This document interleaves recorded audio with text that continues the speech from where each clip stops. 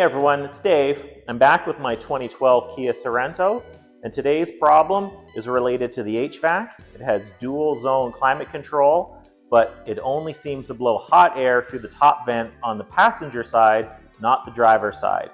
So I'm hoping this new blend door actuator will take care of that problem. So let's get started. You're watching Dave's Auto DIY.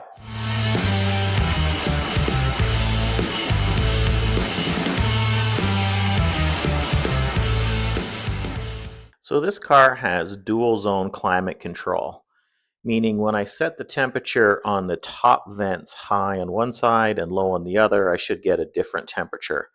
But what's happening is I'm not able to get heat out the driver's side vents. That probably means that the motor that actuates the duct that directs the warm air to the driver's side has failed. And that's tucked into the driver's side footwell right here.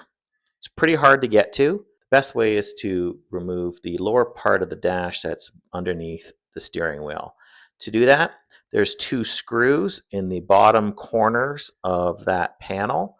Then you have to use a screwdriver to pry off that little cover plate on the side of the dashboard to expose two more screws that need to be removed. With those four screws removed, the rest of the panel is just held on with clips on the backside that look like this. You can carefully pry those off. And there's also a tab that connects in underneath the door trim panel. I was able to pull that tab off at the bottom by using a screwdriver without removing the door panel trim piece. To disconnect the blend door actuator, there are three screws holding it on. Notice the one on the front side there is in the lower of the two holes, and there's an electrical connection on the top. You have to kind of pinch in on the sides of that to pull out that connector. So when I got the old one out, I noticed that the white plastic piece on the old one is not included on the new one. I really wish it was. It was a little bit of a nuisance to get it off.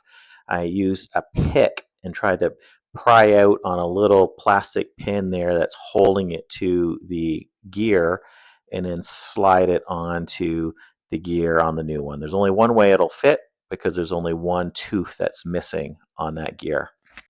So it took some fiddling to get the new one reattached. The key is there's this little red lever with a post, and that post has to fit into the groove on that white piece that we just reattached to the new motor. And once you have it in, you can reattach all three screws. Engine is up to temperature.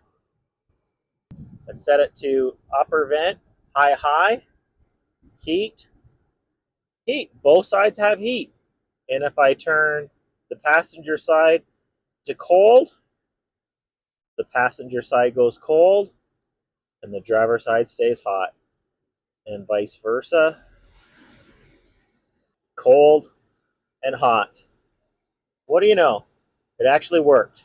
So I'm so happy that worked. Just have to put the dash back together in the reverse of the way I took it off, and we're all done. So I hope you learned something. I hope you hit subscribe, and I hope you see you next time on Dave's Auto DIY.